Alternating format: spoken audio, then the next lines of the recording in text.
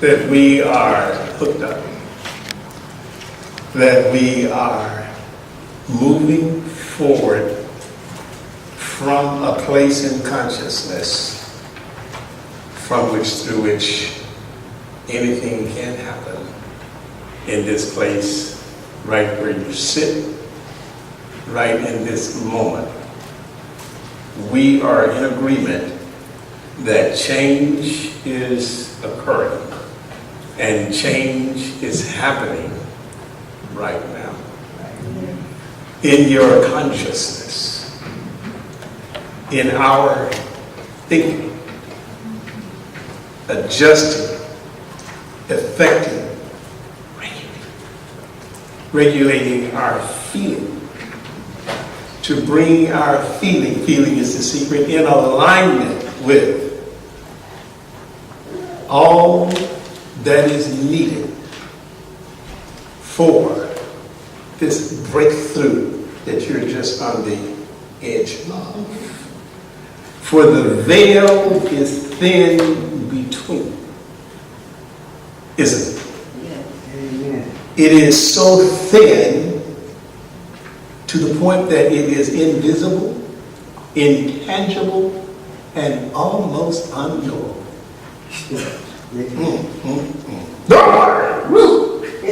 That flow through my mouth is coming out of my heart, my mind, my consciousness. And the words that I speak are for myself.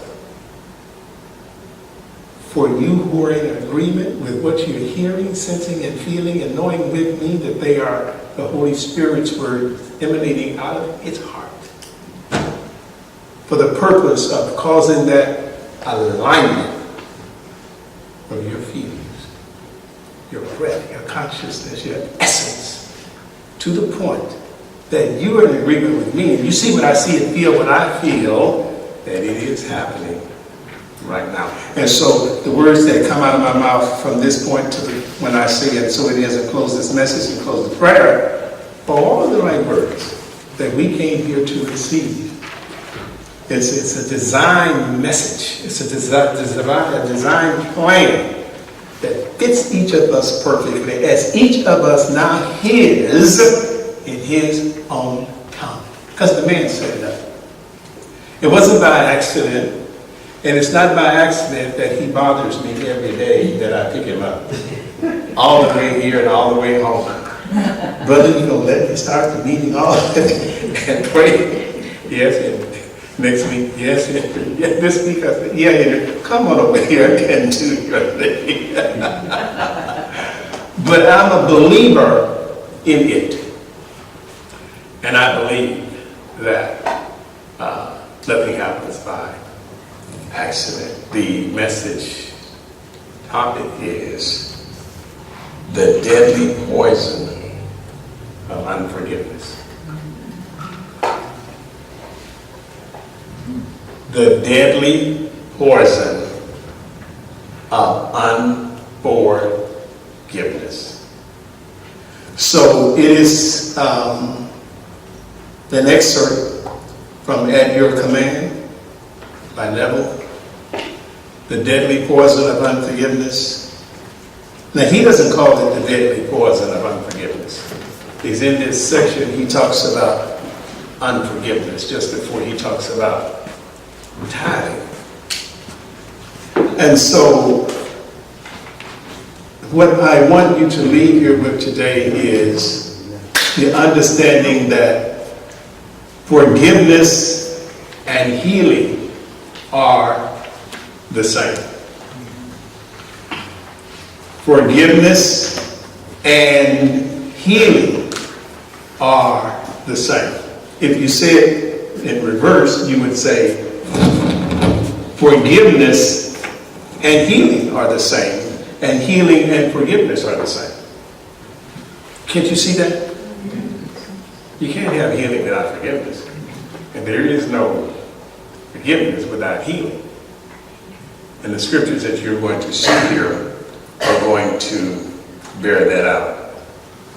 Now, I'm going to give you a precise topic, and we'll call it Leave it at the altar.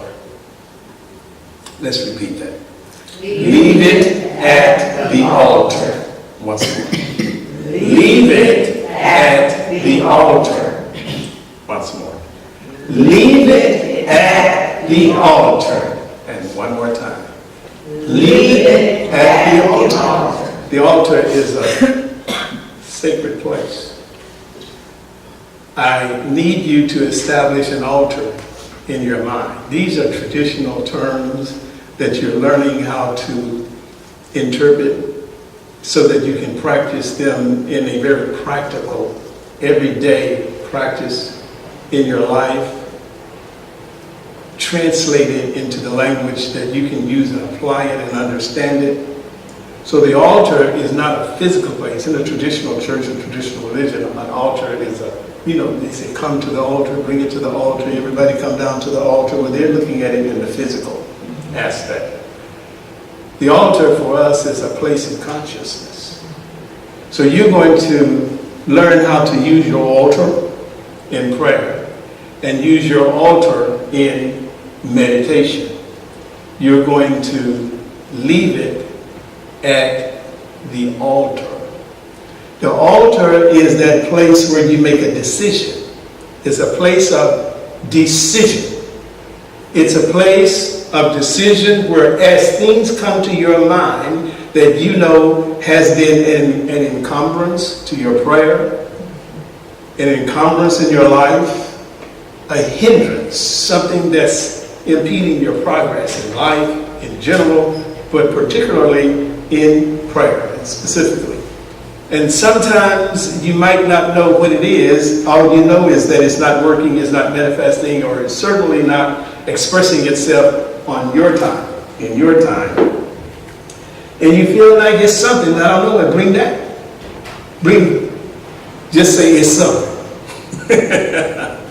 But when you know it is very clear that you have an issue, and there's something that you're not letting go, and something keeps revisiting you, you need to take that to the altar. If it's disturbing you, if you know and you know that you know and not in denial, it's something that you need to let go.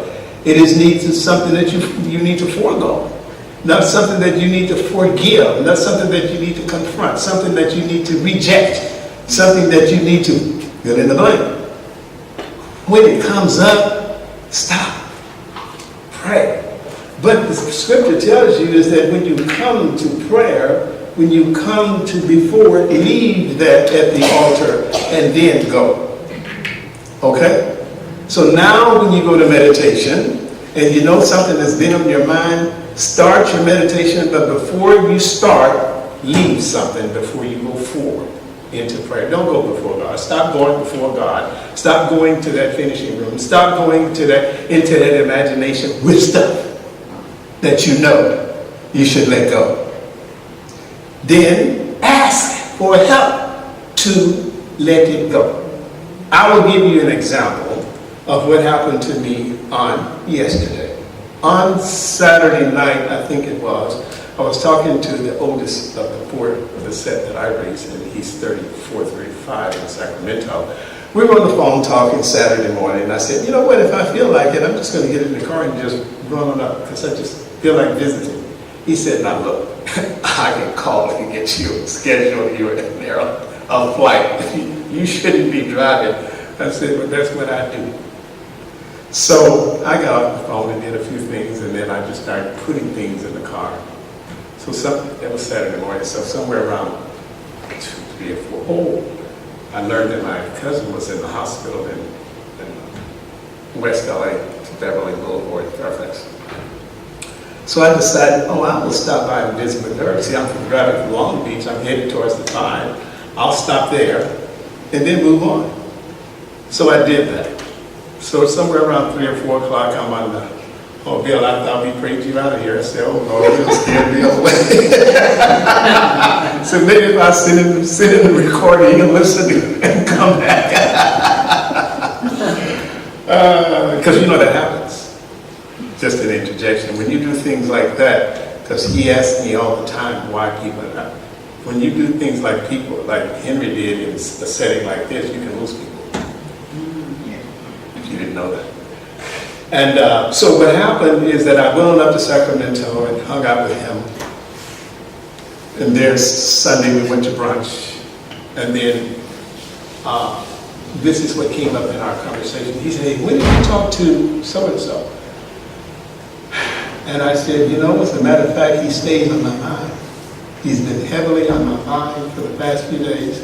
And a couple of days before that, when I was in meditation, he stayed with me. In that meditation, would not let go. And so I said to myself, you know, when you say to yourself, I got to get in touch with him. And so I said to him, I said, you know, I'm going to get in touch with him. I said, I have a problem. I said, the last time I talked to him, which has been some months ago, I know why he hasn't contacted me. And here's why. It's because over the series of times that I had heard from him, because we were close, so I'm close tonight, I said to him, the only time I hear from you is when you want something. You know, other than that, you wouldn't be contacting me. Okay, just loan this to me and I'll pay you back. I said, but that's what you say each time you call. But that's not important. You know, so I gave him a little spiel. And then when he calls again, I'd say the same thing to him. But after a while, that kind of wears them down. So you're doing that for a purpose so that they will stop bothering you. Am I right? And so he did. He stopped. But when he stopped, I started worrying. It bothered me so bad. Because I wanted to talk to him. But I know he couldn't cross that log that I had laid there. And so yesterday, and I drove back from Sacramento Sunday night. I just did a turnaround. So Sunday night I drove back, got home around 2 o'clock or so. But the next morning, preparing for this Monday morning is when this happened. That's what made me choose this topic. While I was preparing for this Monday morning, yesterday morning, the subject, it was forgiveness. It just seemed like that was the next connection here. And all that I was doing on this forgiveness thing was working on me. And he just came. Do you know the telephone rings? It was him. Hi, how are you doing? I was just calling to see if you had some work that I could do. Because I don't have any money, and I just got a new job, and I started on the job on Thursday, and I don't have any money, and I just want to come over and do. I said, yes. Come over, and he came over a few hours, and we sat and we talked. But do you see that brought him in? For me. And when we sat and talked and exchanged that, there was that release and relief of me letting go of whatever it was in me and making that material stuff of no value meaning nothing. Now that might not work for somebody else, and that might not be the thing to do for you in your situation. But that was what I needed, and what I did, I laid aside a weight. Lay aside every weight. Now, if you're going to start processing all of the stuff around that, do it. But I don't do that. I don't weigh that. I weigh my feeling. I weigh how I'm feeling about this. And then when I let that go, then all of this that you have here flows through so easily and so beautifully. And so, forgiveness, all forgiveness is self-forgiveness. Forgiving is letting go. Letting go of stuff. Now, the way I had to let go of that, it let go of the meaning and the value all around that minutia that I had placed, which was nothing, and truly nothing for me. The amount of money was nothing for me. And then what happened, so I didn't have time to spend with him yesterday, so I said, call me after the workshop tomorrow if you want to come by and do something fine. Do you see what I'm saying? So the scripture says this, for whatsoever you ask in my name, the same I give unto you. Whatsoever is quite a large measure. This is taken from At Your Command, the book At Your Command by Neville, in part 4. It's under that topic or chapter. You hold on to things as long as, you know that part. Your things hold on as long as your conscience is supported, is basically what it's saying. But listen to this. Whatsoever you ask, what is the underlying bold words here? What are they? In my name. That's what we want to look at, in my name again. Whatsoever you ask in my name, and then I want you to tie it into that little personal testimony that I just shared. I want to show you the connection. Whatsoever you ask in my name, I will give it unto you. Whatsoever. It is the unconditional. Whatsoever means it's unconditional. Whatsoever is whatsoever. Whatever, it does not matter. But that can be misleading. Because we go forward asking whatever, whatsoever, say whatsoever, whatever. But that's misleading. It's true in principle. But what's misleading here is the connection between that and in my name. See, you got to ask it in my name. Whatever, yes, but ask it in my name. And in my name means in my nature. I just shared with you a little personal testimony and story, but in that little sharing that I've used as an example that I started off with was dealing with my nature, with his nature. That I did in his nature, which means in his name. That which I did with this kid, who was no longer a kid, he's a grown man, but he's a kid under me. It was in Jesus' name, which means in Jesus' nature, in the manner in which Jesus would have done it, is the way I did it, taking no thought to anything connected to that in our history. In his history, what he was doing is what I needed to do at that time for me, not for him. So going back to our topic on giving, all giving is self-giving. All giving is giving to yourself. I was giving to myself through him. He was my opportunity. See that? But if you start reading all of the stuff, all of the history and the experience in it, then you're going to get messed up.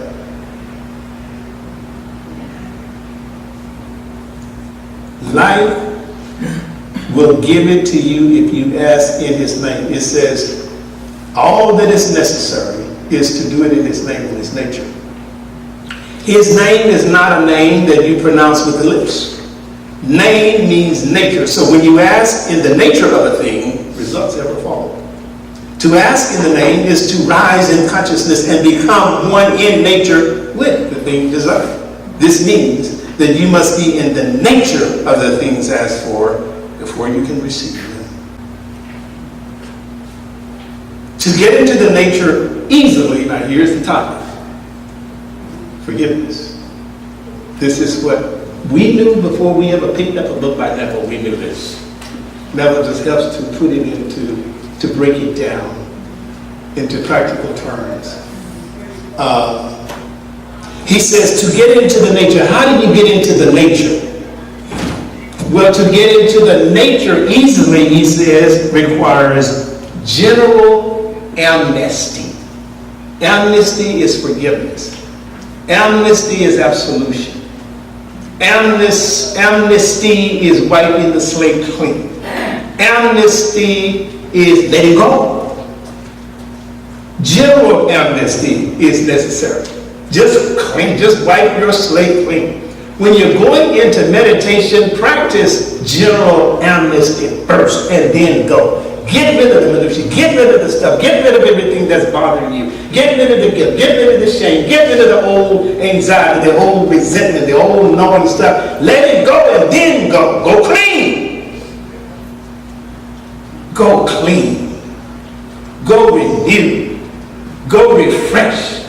Go with nobody owing you anything. Go with knowing that nobody has done anything to you by omission or commission. Go going that you don't have anything to forgive forgive, nobody to forgive, nothing to forgive. Go!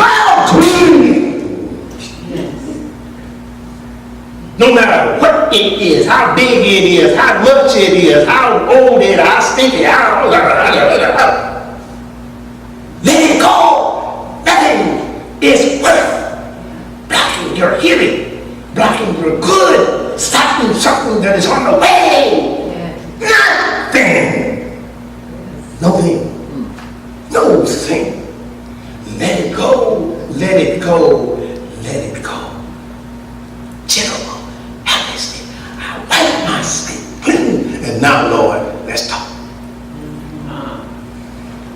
And now let's talk about this service.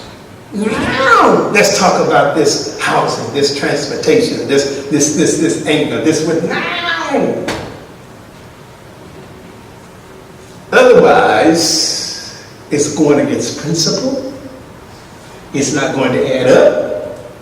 And it's not going to sum up. It's not going to work. To get into the nature easily, general amnesty is necessary. Forgive, Scripture says. Here is the law. Here is the Scripture. Here is the word upon which everything that I've just said is based. It says, forgive if you have aught against any, that your Father also, here's the reciprocal. See, reciprocal. Here's what happens after. And here's what happens if. And not until. So let me reread it. Forgive. If you have anything against anybody, so that your Father also, which is in heaven, may forgive you, which means you're not forgiven until you forgive. Yours is held up. But if you forgive not, if you don't forgive, neither will your Father forgive you. This may seem to be some personal God who is pleased or displeased with your actions, but this is not the case. This is an impersonal law, irrespective of persons. Works the same way for everybody. This applies to anybody, everybody, all the time. Consciousness, being God. If you hold in consciousness anything against anyone, you are binding that condition in your world.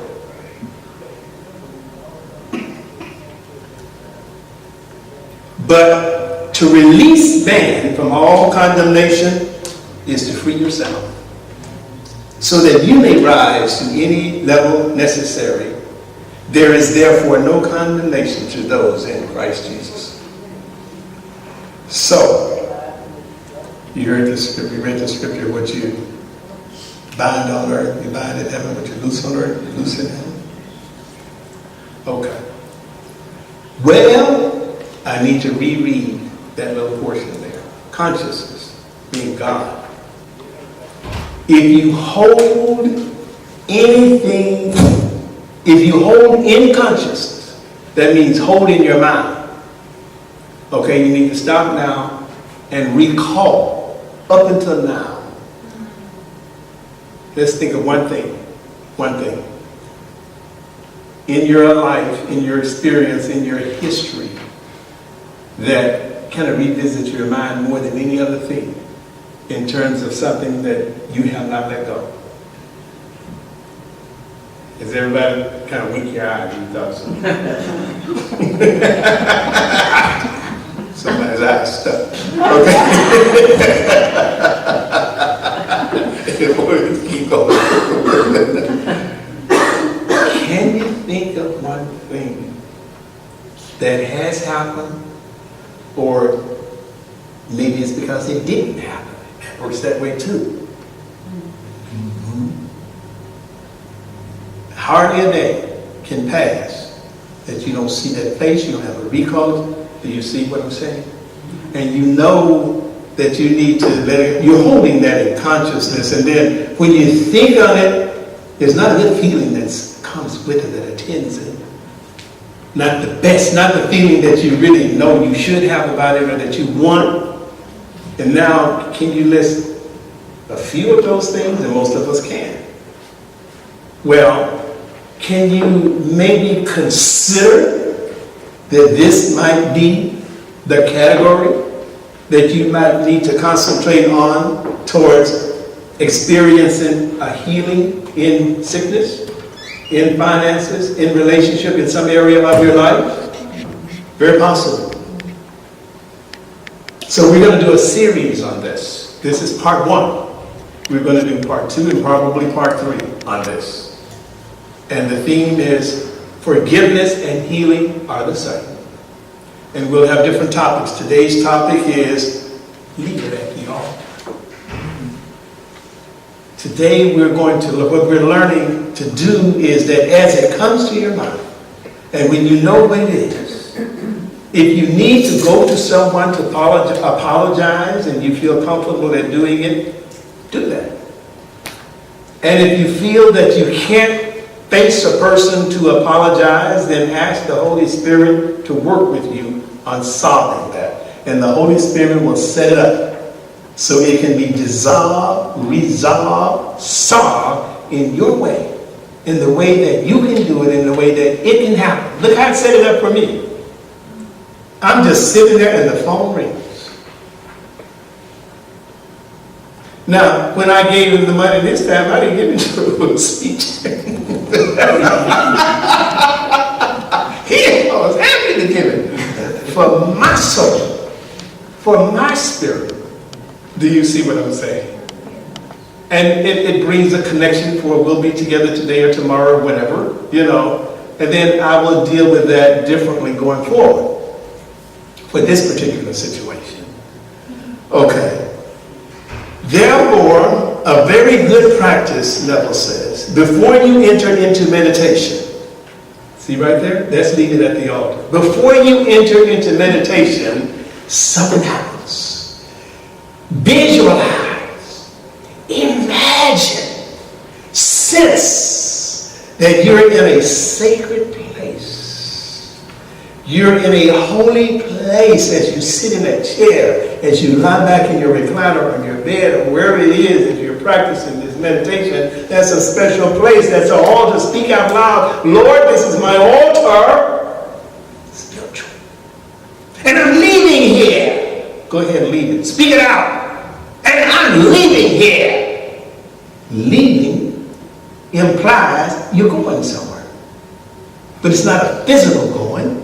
Spiritually and mentally, you're going into your consciousness. You're going into that sacred place, into that sacred inside of you, in your consciousness. You're going to the finishing room to do some work, but you can't take that weight with you. You can't take hindrances with you. You can't take encumbrances with you. You can't take mess, stuff, and stank. You know what I mean?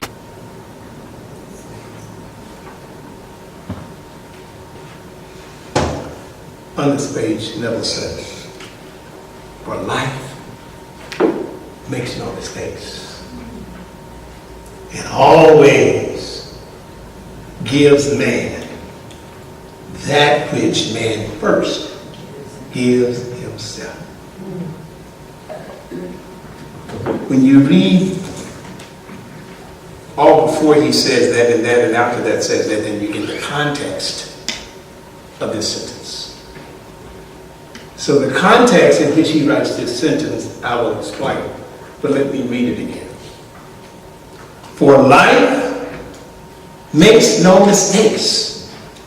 As we life makes no mistakes. Now in this, you're holding the thought about somebody that you're concerned about, you have an issue with, it's something that's long-standing or whatever. This takes care of that. Takes care of them. Takes care of it if you've been wrong. If something has happened that you know was not right in terms of coming from that other person, initiated by the other person, some omission or commission, forgive. Unforgiveness is a deadly poison. Unforgiveness blocks your answer prayer. Unforgiveness is a gate. Controlling what comes through into your life. Unforgiveness is an emotion, number one. It is a deadly emotion. It is a poisonous emotion. And it stands at the gate before your success, your answered prayer, and can control what goes through. Unforgiveness is an emotion, a negative, dark, evil emotion that you empower, that you give power to kill you, harm you, destroy your life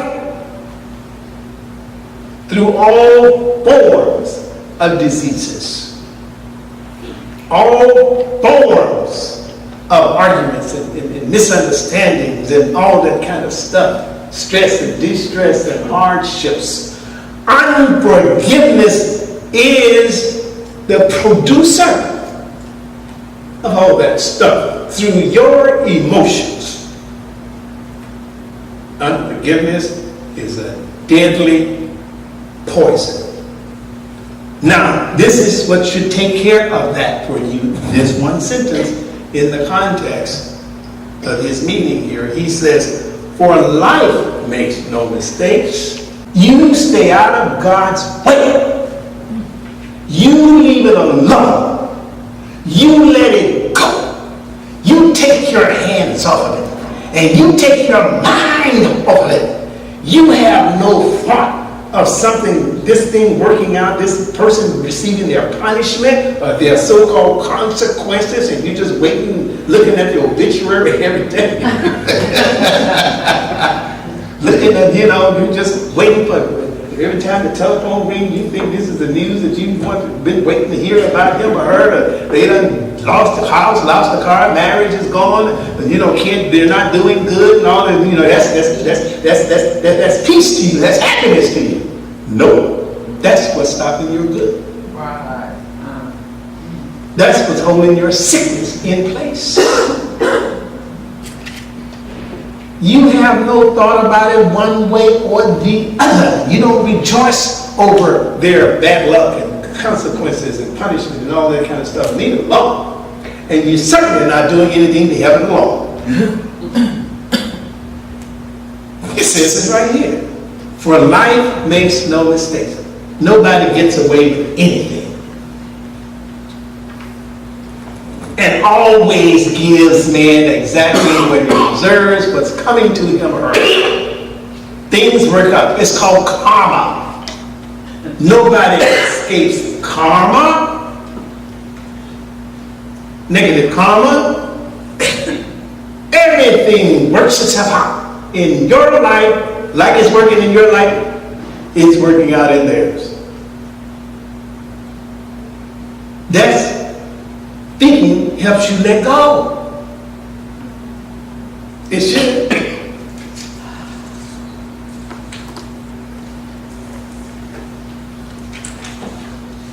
Things come to my mind from time to time about a couple of people in my past who I thought were friends.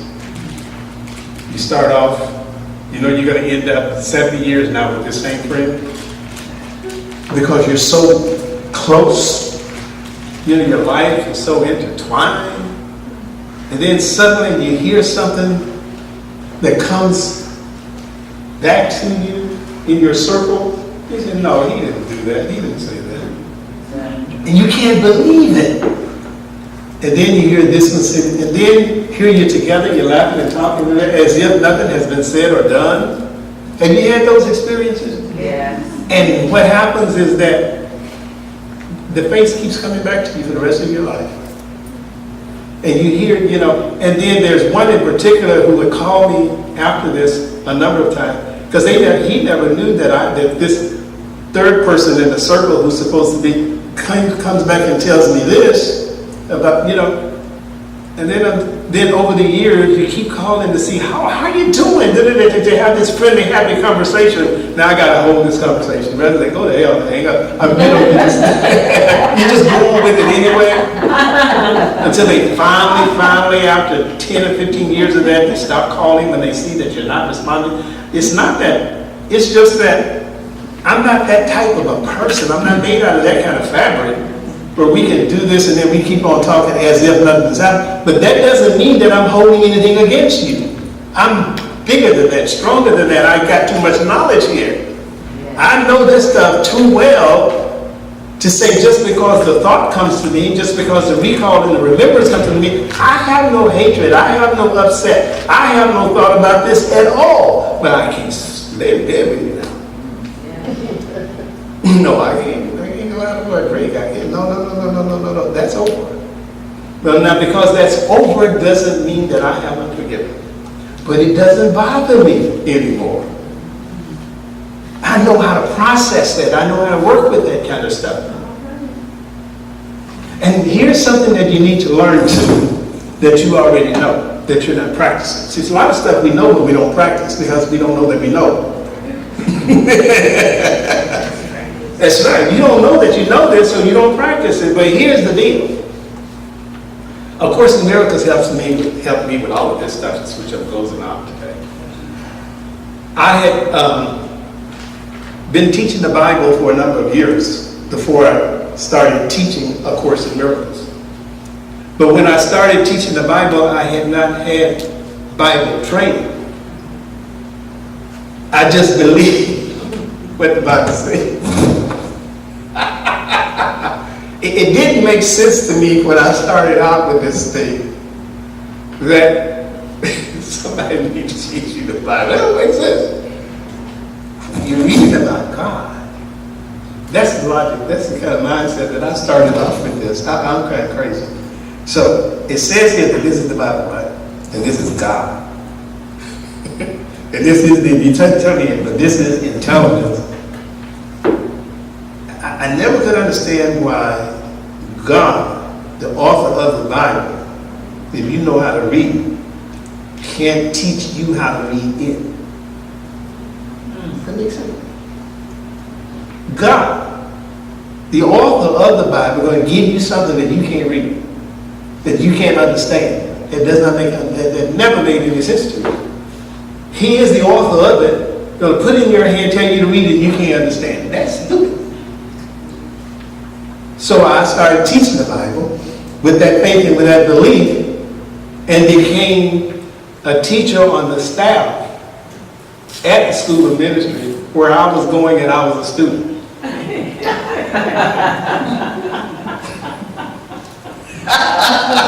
Did you hear what I said?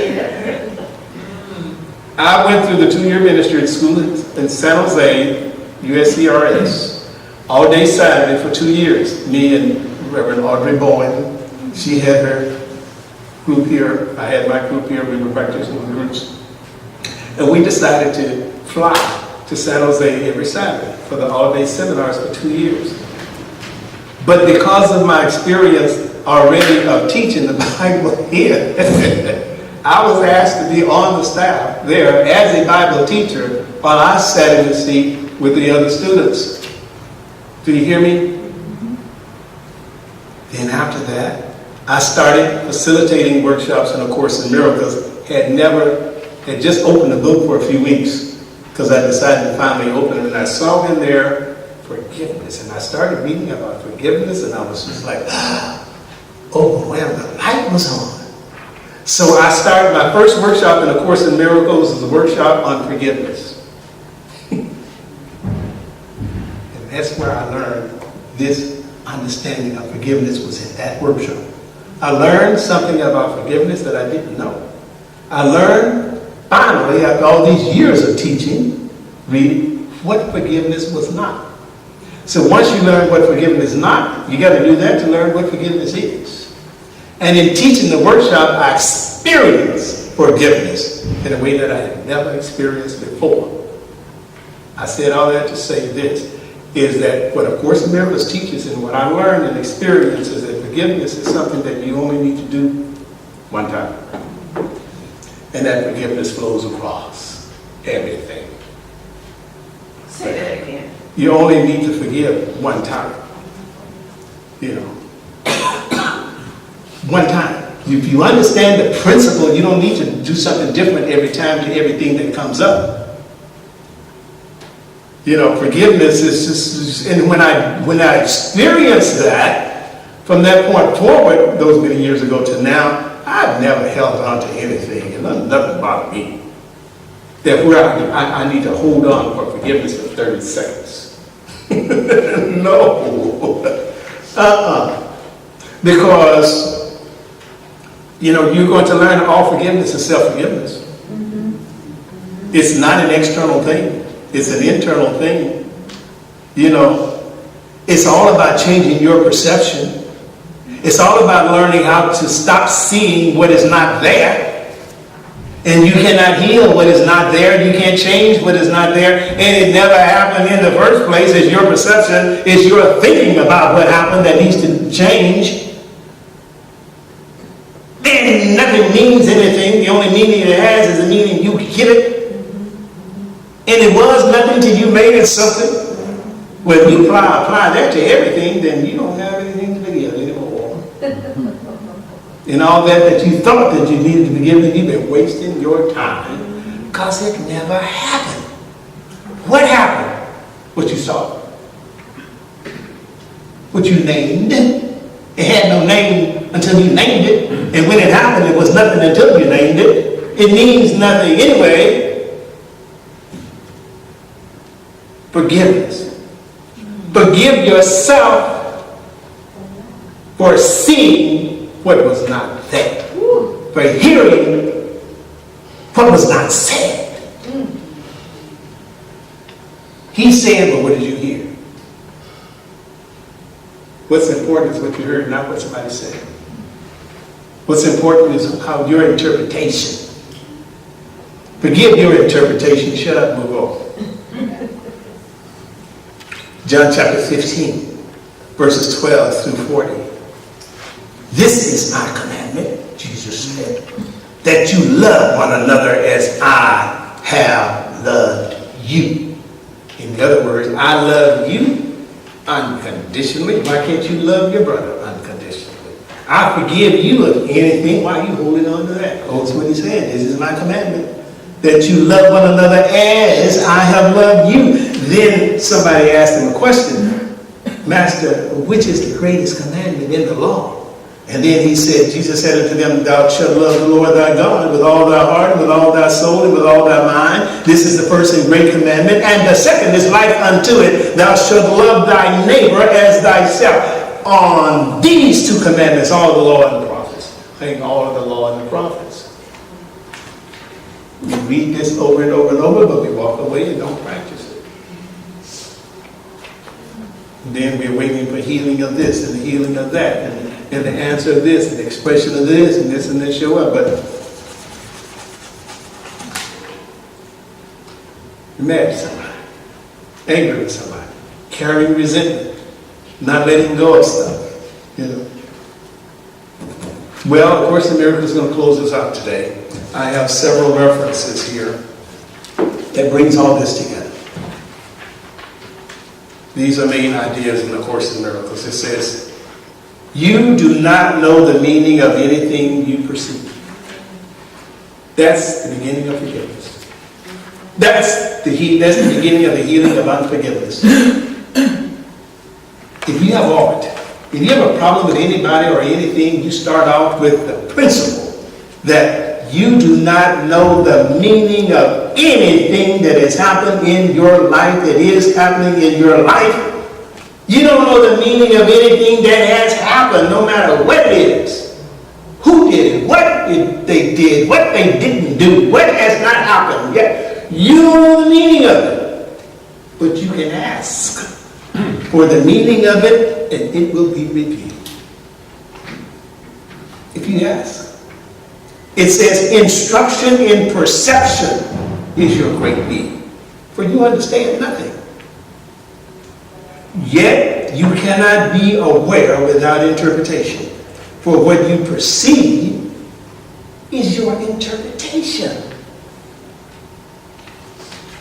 It's just your interpretation. Your interpretation is wrong. Your interpretation is meaningless.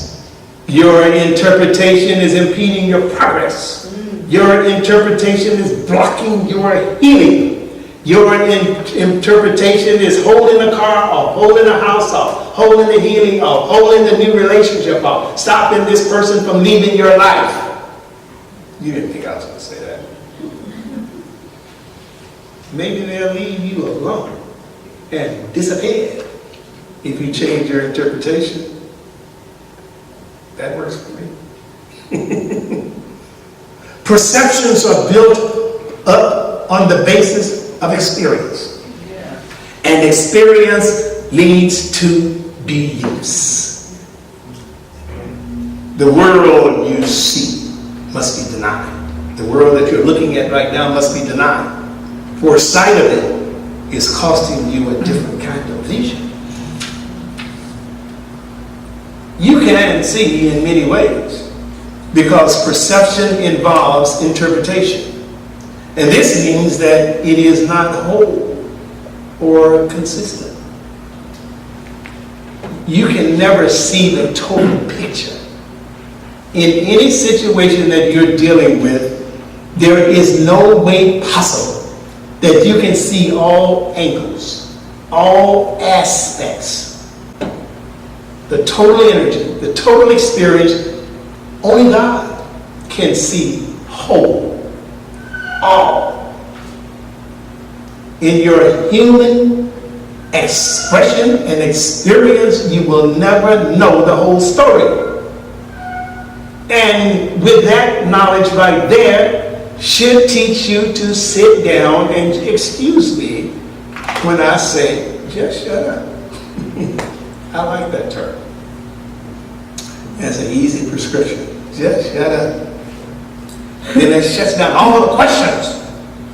And you're not talking to yourself, you're talking to the ego. You're telling the ego, shut up.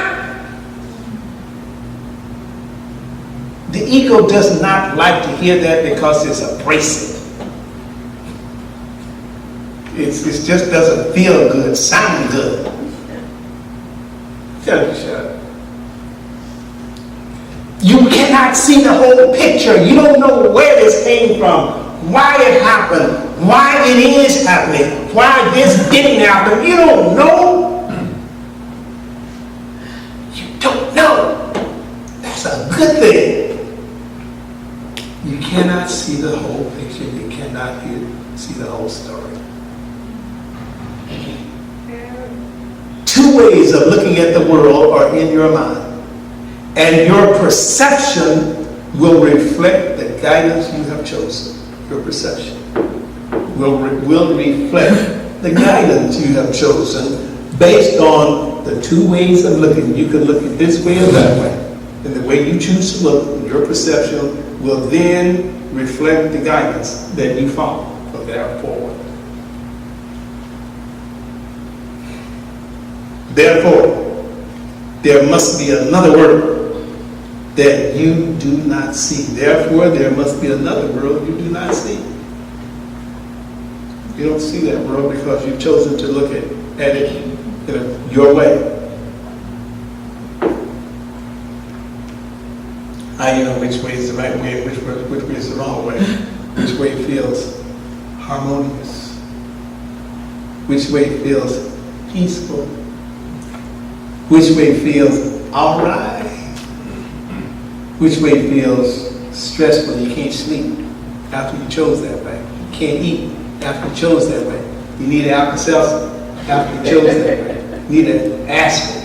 You need an 800 milligram ibuprofen. You need this. You need that. You need a drink. You need some gin. You need to mix it with a little cardio. You know, you need some Jack Daniels. You need some Hennessy. You need something. You need a little smoke. You need something. That's how you know. That's how you know. There's two ways of looking. the other way, you can just lie down and go to sleep and just nap. You can just give it, hey, what's up? 2 ways. You know which way is the right way, which way is the wrong way, which way is leaving you jittery, and which way is leaving you all right. You know instantly. Therefore, there must be another world that you do not see. Therefore, seek not to change the world, but choose to change your mind about the world. Here you go. What did you get? Questions. Wish you hadn't come. Because now you got to do something that's serious. See, if you hadn't come and heard this today, you could have kept your same old anger, your same old stuff, your same old mess.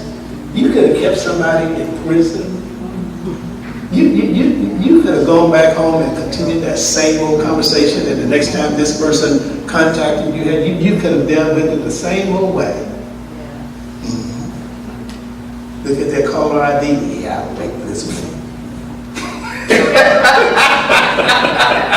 Yeah? Go ahead. No, you call me. Now you'll say, hey, boo, how you doing? Don't bother you anymore. And I'm telling you, there are some people who owe you something that you can wipe the slate clean. It needs, but you're talking about, yes, it doesn't matter how big it is. There's something you can let go. Then it is to come back to you. It's that or something 100 times better. Do you hear what I'm saying? Yes. Yes. Nothing is worth, absolute zero, nothing is worth what's about to happen in your life. And what wants to push through in your life, it doesn't matter what it is. Nothing is worth it. Amen. This is asking us to stay awake. We have to remain conscious as we walk this planet, walk our lives. We cannot fall asleep at the wheel. Absolutely. Yes, okay. Anybody else? So you got healed up in here today, right? Yeah. So let's pray.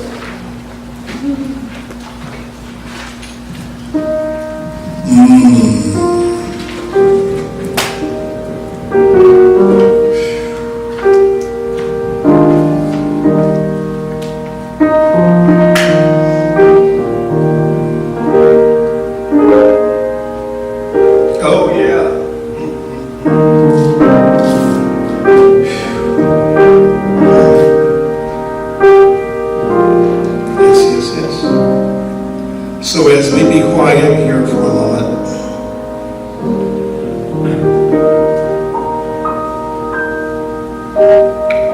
let's become aware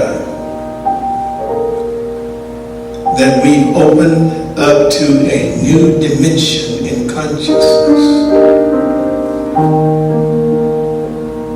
And what Spirit taught us here today is how to recognize that in consciousness, right where I am and right where you are, is that special spiritual altar. And so in my imagination, I see myself, yourself rising in consciousness. See your spirit lifting up, position itself to go somewhere.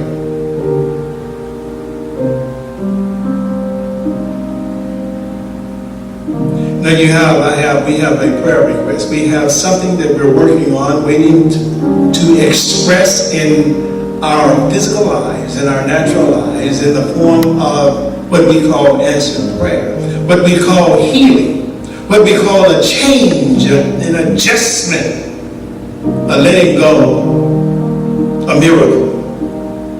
But to make way forward and to help it to veil, the thin veil between here and there.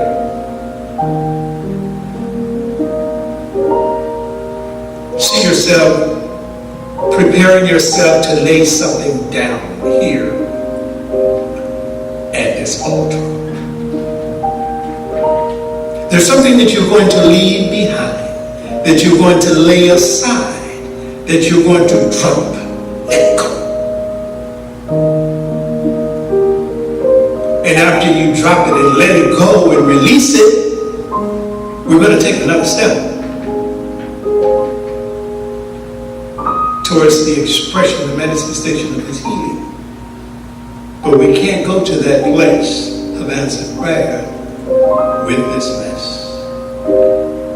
And so think now on 1, 2, 3, or several things or whatever that has bothered you, that has been an impasse, that has been something that stayed on your mind between you and someone, or others, or something, some obsession, some addiction, some whatever, you know what it is. Picture that thing and see it in a form of a little box. Put a ribbon on it, indicating that it's good, it was never bad. You just didn't understand it. Now all the meaning that you had given it up to now, all of the value, your total perception about it, put it in this box, put a ribbon on it. And now bring it to the altar, however that altar looks to you.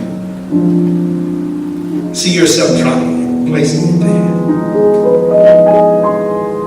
Symbolizing that you have let go so that you can let God now do what God has been trying to do through you. Turn now. Put your back to this altar and walk away. How are you leaving? I see my spirit flying. I feel myself, my spirit lighter than it's ever been before. And I see myself sailing, flying smoothly on a cloud.